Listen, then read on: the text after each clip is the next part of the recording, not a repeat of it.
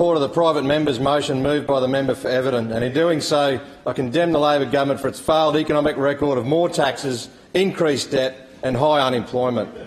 Those in my electorate of Bundaberg deserve better from their state's government, as do all Queenslanders. The Palaszczuk Labor government has no plan for Queensland except for taxes, debt and unemployment. The June Census Business Index confirms the Palaszczuk government is the least popular state government amongst small and medium-sized businesses. The June CCIQ Pulse survey shows that business confidence continues to subside and the divide between business confidence in the south-east and regional Queensland continues to escalate. Further research also showcases that under this government, our state sits in 5th place in the nation, firmly stuck in the bottom half of the economic ladder. The Premier has no economic plan, and this government's debt is projected to exceed $83 billion, costing Queenslanders a colossal $7,000 every single minute. The LNP is the only party that has a real economic plan in place to secure a bright future for our state. Queensland's success is dwindling at a rapid speed under Labor.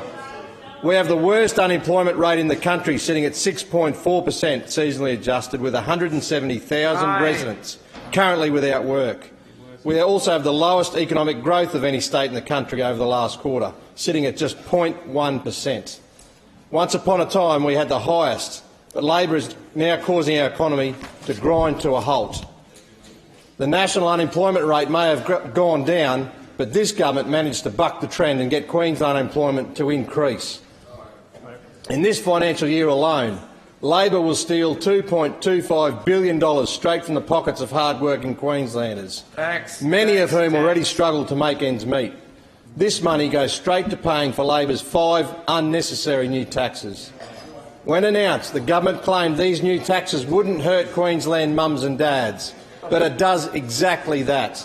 Stagnant wage growth, high unemployment, a youth jobs crisis and flatlining business confidence are all symptoms of Labor's economic mismanagement. The track record of this government is shocking. Many people in my electorate of Bundaberg are doing it really tough.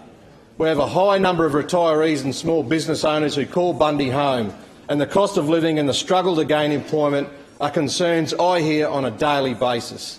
Our region has a whopping unemployment rate of over 9%. Labor likes to talk about records. Well, here's one for you, Mr Speaker. Bundaberg's youth unemployment rate is currently sitting at almost 30%, the highest it has ever been. Now there's a record Labor doesn't like to talk about, but it's talked about every single day in my electorate. Wide Bay Burnett has the greatest regional population outside of the southeast corner, yet this government gave us the second lowest capital budget in regional Queensland for 2017-18. Those opposite leave us at the bottom of the pile and do nothing to help us combat the struggles we face. Myself and members of my community wanted to see funding in this year's budget allocated towards projects which generally make life for Bundaberg residents better and easier. But alongside years gone by, Labor's delivered next to nothing. In comparison to the LNP's last state budget, the Wide Bay is facing infrastructure funding cuts and job opportunity losses of $229 million and 710 jobs, further inhibiting our community from thriving. The Treasurer has even admitted that Queensland has an infrastructure crisis. Mr Speaker, this is a comment I find very interesting, because during its first term the Palaszczuk government cut infrastructure spending by $3 billion each year. They only have themselves to blame.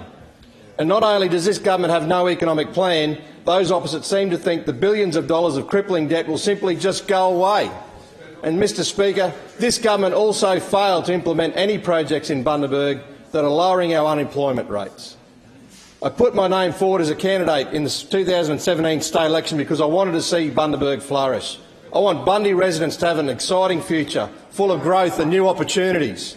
I want to build a better Bundaberg.